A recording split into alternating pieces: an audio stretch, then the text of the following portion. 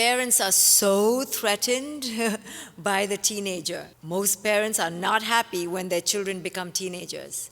And do you know why? It's not because the teenager suddenly is this ogre. It's not because this teenager overnight became a monster. You know why parents are so intimidated by teenagers? Because teenagers finally realize that their parent isn't the omniscient, omnipotent God that they were acting like they were. Now the teenager can be more socially active.